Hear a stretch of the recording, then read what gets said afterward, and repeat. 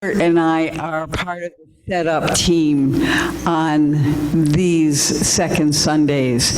She's off on another spiritual adventure. I feel her spirit here, and I feel her joyous bounce that she does.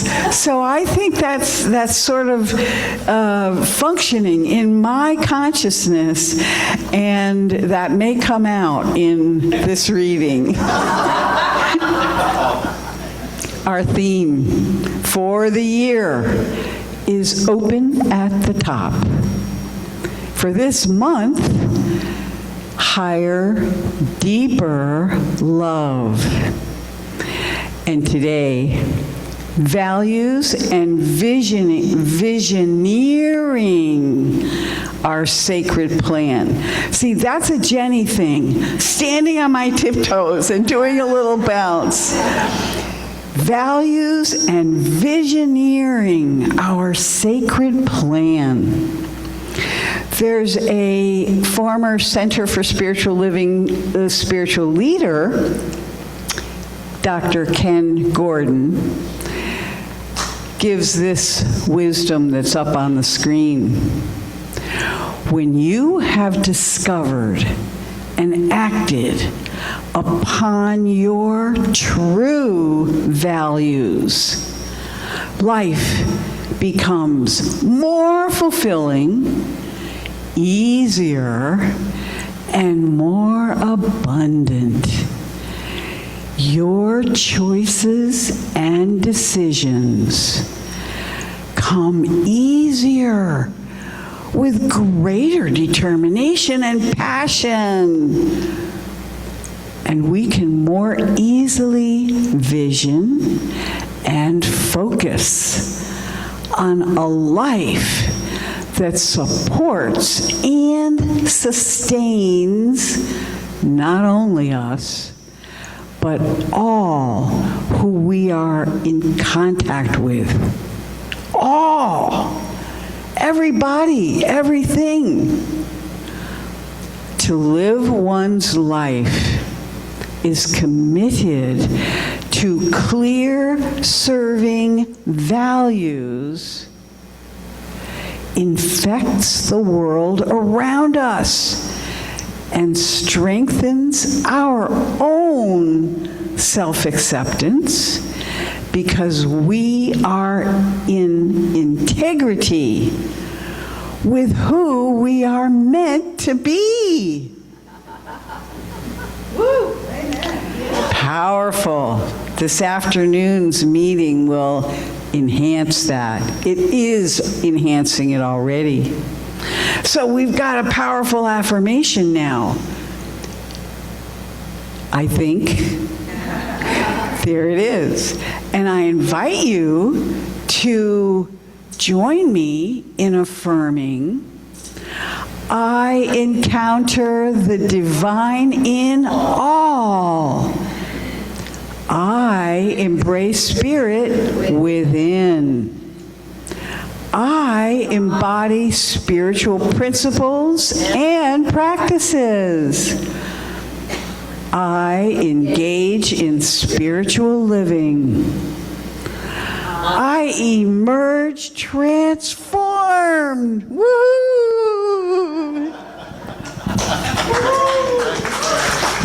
I invite you to stand to give a rousing welcome to... Wait. Oh. I'm going to do Hermione first. Oh, a rousing welcome to Reverend Kathleen, Reverend Dr. Kathleen. And we can continue the rousing welcome. Right. Okay, I just wanted to introduce Reverend Dr. Suzi to you with some of this information, this background. She's a gifted speaker and facilitator. She inspires people to awaken to their passion, discover their purpose, activate the path that unfolds it, and live as the promise of its fulfillment. In November 1999, Dr. Suzi founded the Center for Spiritual Living, East Side in Seattle. In 2001, she opened the Pacific Northwest Centers for Spiritual Living Ministerial Campus, graduating over 20 ministers. Dr. Suzi has served as Leadership Council Chair for the Centers for Spiritual Living, as well as chairing 4 annual conferences. In the past several years, Reverend Suzi has provided organizational consulting and interim ministry at various Centers for Spiritual Living and Unity churches, helping them to make changes to thrive and grow, to get clear on values, vision, and sacred planning to move into the future. Dr. Suzi spent 5 years as senior minister at Unity of Sarasota, Florida. Currently, she is the senior minister at the Center for Spiritual Living, Asheville, North Carolina. One of Reverend Suzi's passions is music. She studied music at Peabody Conservatory in Baltimore. She has played in multiple venues across the country. She plays soprano, alto, and bass silver flutes, as well as several Native American flutes, xylophone, and handpan. One of Dr. Suzi's other passions is blending the business skills of her 25-year corporate career with spirituality of her 27 years in the Science of Mind ministry. We are really blessed. We are really, really blessed. So yes, let's do a standing ovation. Come on, people. Standing ovation.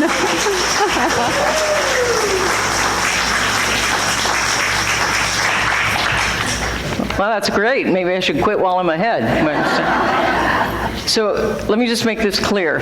Ministers standing behind this podium are taller than they may appear, and I'm gonna approve it.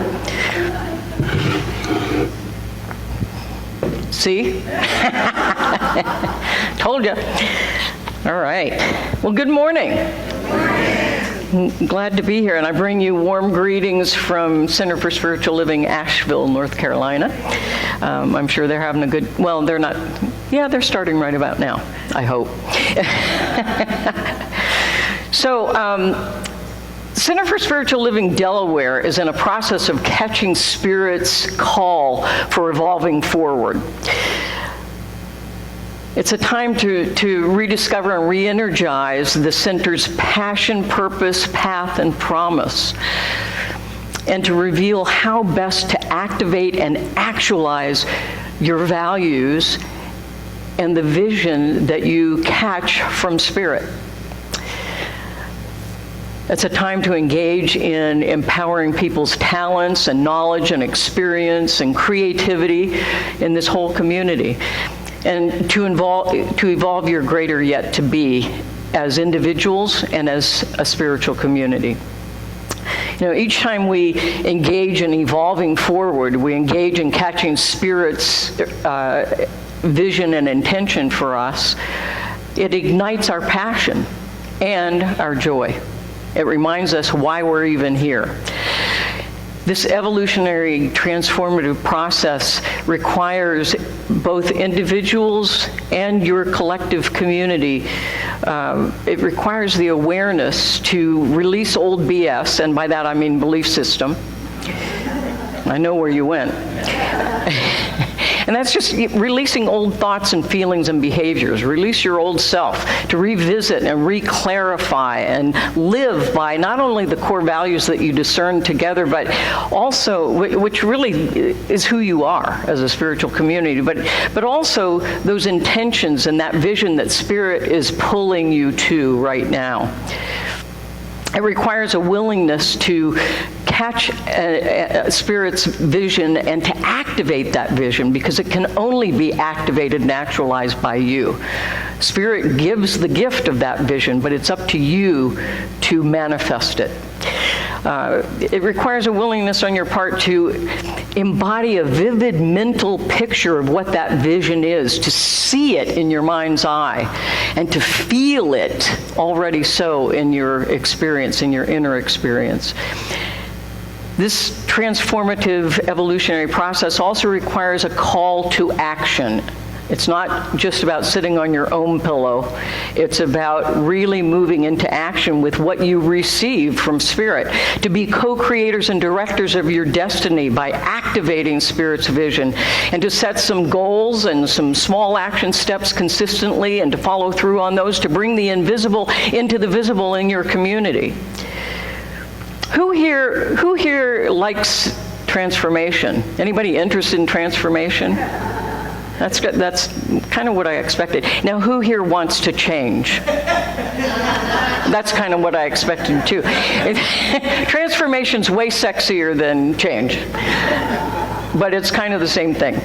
Albert Schweitzer said, "The hardest thing I've ever had to do is follow the guidance I've prayed for." Wow. Anyone else ever get caught in that? Yeah.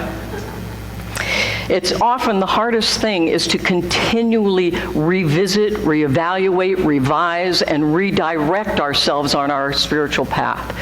It doesn't mean that anything's wrong or broken. It doesn't mean that at all. It simply means that we're being called to evolve. We're being pulled into a grander vision than the one we already see. It's a good thing. It's a good thing. You recently engaged in revisiting your community core values. And to keep values alive and powerful, I believe it is very important that we clearly define what we mean by those values, and that they then are articulated clearly and lived. Values define who it is that you are as a spiritual community. They help you to deepen and to grow. They're the foundation upon which your spiritual community evolves. They impact your intentions. They impact your attitudes, your attention, your behaviors. Values guide your goals, your decisions, your actions. All of that about who you are and what you think and what you say and do. Values undergird, that's the word, undergird all that you are about. Stephen Covey wrote, "Discovering your core values is the most important thing you can do. Values define yourself from within. As you live your values, your sense of identity, integrity, and inner directedness will infuse you with both exhilaration and peace." Now, some of the values that you had discerned in the past remained even in this process of reevaluating. And some values evolved, so there are some new ones, but all of them got definitions as to what we mean by those values, what they look like if you could catch them on camera. Now, are you ready for the big reveal of what it is that you discern together as community? Yes. Okay, could I get a drum roll? Let's have a real drum roll. All right, yes, okay. And here they are in order of, descending order of the number of check marks they got. You ready? Love. Deep emotional spiritual connection, deep and tender feeling of affection for and devotion to. Compassion, loving kindness, empathy, agape, unconditional love. God, Spirit. The One, the Creator, the Infinite, the eternal, unchangeable truth, not a person, but a principle of life, the breath of all life in creation, creative intelligence. Number 3, community belonging, a sense of closeness and belonging, being involved with others, a unified, dynamic group of people with common practices who serve and rely upon one another, make decisions and create together, identify themselves as part of a larger common unity, and commit themselves for the long term to their own, to one another's, and to the group's well-being. Connected camaraderie. Number 4, gratitude, appreciation. A sense, feeling, act of being thankful for someone or something, valuing what others contribute, seeing and responding to the blessings in one's life. Number 5, you're going to love this one, joy, fun, play. Fun, lightness, spontaneity, joy, lightness of being. Number 6, spiritual practice.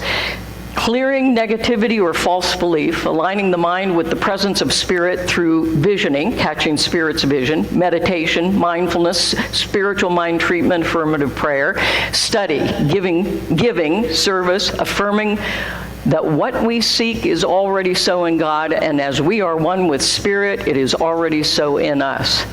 Number 7, authenticity, genuineness or truth of being real.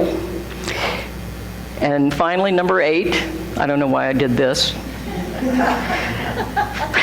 Freedom, independence, living without undue restraints or restrictions, free to choose one's own way, freedom from dependence or control from anyone or anything outside oneself. Give yourselves a hand. Whoa. That is powerful. And you did that. You discerned that together. One of the things I do in my own spiritual community and have done for years is to create affirmations for each of those values. And then I pick a community core value affirmation each week that I think most closely fits the theme of my talk, and then we put it on the screen, we all recite it together so we feel the frequency and the vibration and the resonance of that value together, and we keep them front of mind. So for example, the one I would have picked for today would be the community core value affirmation of: we share a sense of connection and belonging in community. We serve and rely upon one another. We make decisions cooperatively and create collaboratively. That's the one for community and belonging. So the work that you've done already with those values being the foundation of your renewal and your evolutionary growth and expansion, that's really laying the foundation. What we're working on yesterday and today is really drafting your blueprints. That's catching Spirit's vision and call for your next greater yet to be as a spiritual community. Then ultimately from there, we'll start raising the frame and the walls. You get it? This is a construction project. So you'll start raising the frame and the walls and create a sacred plan which has some strategies and goals, and then ultimately construction by activating that vision and plan through action steps and activities by each and all of you. And that will bring that vision that you catch from Spirit into your experience on the human level as well. You'll activate and actualize that vision.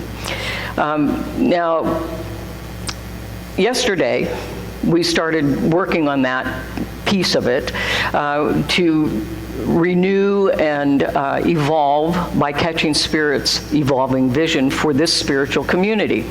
I know you're familiar with visioning in this community. It's really just tuning into the frequency of Spirit. My friend Reverend Dr. Michael Beckwith teaches this. Visioning is a process by which we are able to hear, feel, see, and catch Spirit's plan.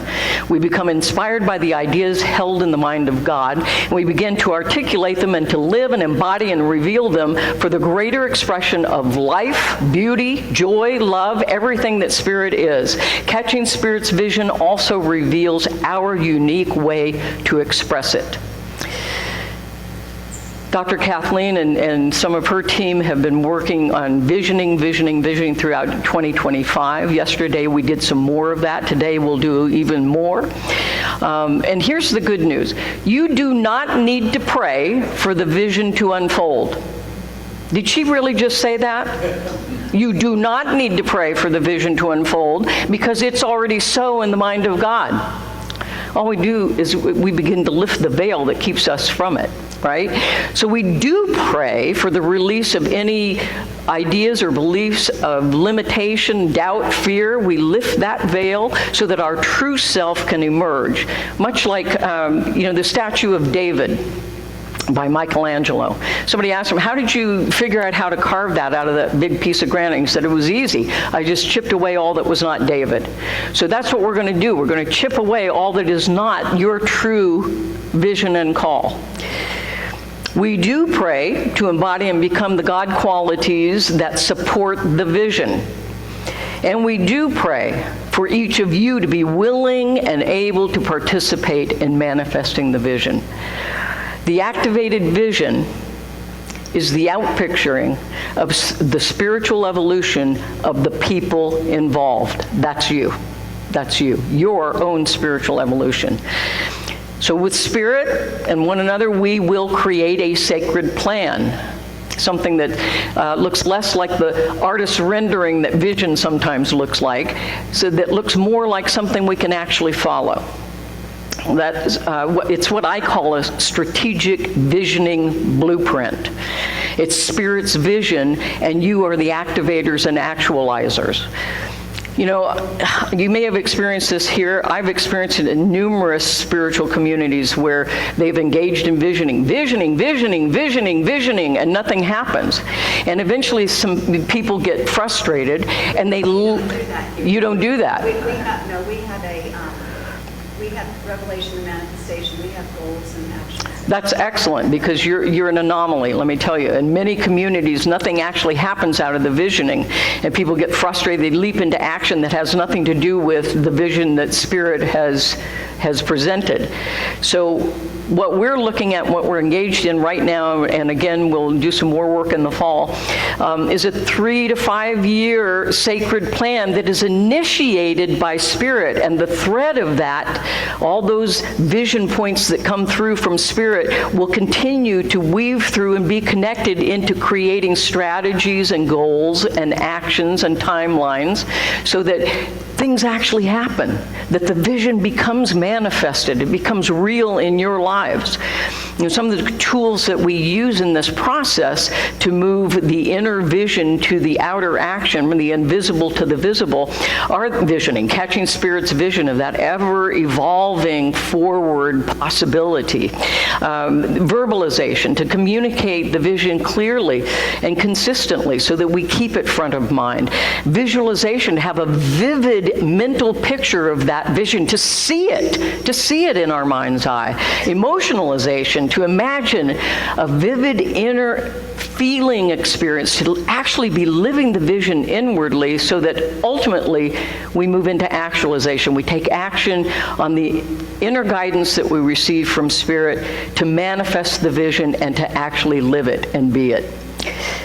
One of my very favorite philosophers, you probably know this guy, Unknown, you know that guy, right? Unknown said, "Don't downgrade your dreams to match your reality, upgrade your faith to match your vision." That's Spirit's vision.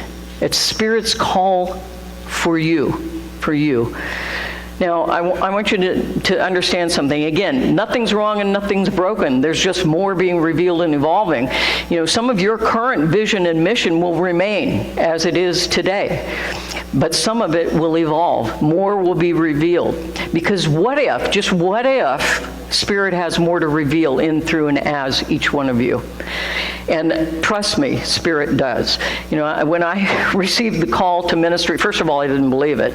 But then when I finally did believe that I was being called to ministry, I thought, okay, good. I got it. I answered. I'm good to go, right? But what I discovered was, in 27 years of ministry, Spirit keeps calling me. Keeps calling me. I'm like, all right already. I've been doing it, you know. But Spirit keeps calling us. It never stops. Spirit's calling me deeper than I've ever been before. Right? Jamie Lula. Spirit's calling you deeper. Spirit's calling all of us deeper all the time. Keep listening, keep listening. Our founder, Reverend Dr. Ernest Holmes, wrote, "As we bring ourselves to a greater vision, we induce a greater concept and thereby demonstrate more in our experience.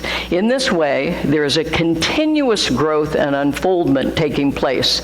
True imagination is not fanciful daydreaming. It is fire from heaven. But inspiration without application is hallucination."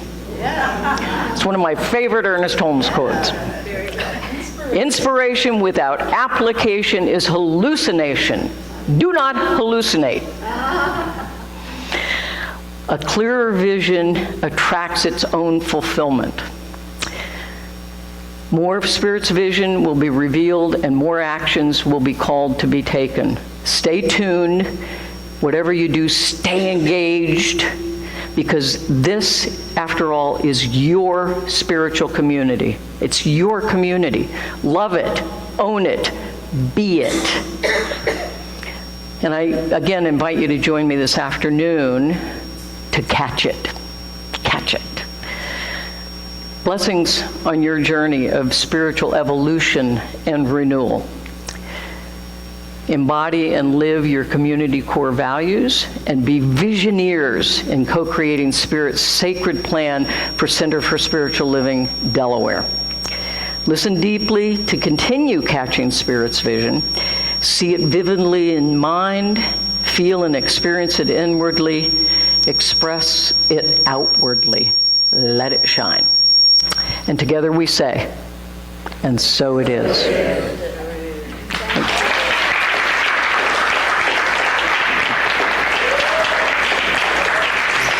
You know,